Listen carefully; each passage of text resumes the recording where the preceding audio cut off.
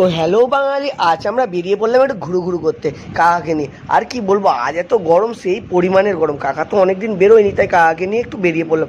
চলো তাই যাওয়া যাক।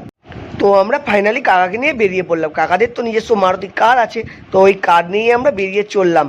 কোথায় যাচ্ছি সেটা তোমাদেরকে অবশ্যই বলছি। আর দেখো কোথায় যাচ্ছি আমরা। তো ফাইনালি আমরা চলে এলাম কাকাকে নিয়ে। তো আমরা এলাম তো কোথায়, নিউ তারামা হোটেল। তো আমরা পৌঁছে গেলাম ওখানে। তারপরে কাকাকে নিয়ে সৌমিক আস্তে আস্তে এগোতে লাগলো। তো রেস্টুরেন্টে ঢোকার মুখে দেখা গেল অনেক সিঁড়ি। তো সিঁড়িতে উঠবে কি করে, কাকাকে নিয়ে তো তুলতে খুবই অসুবিধা।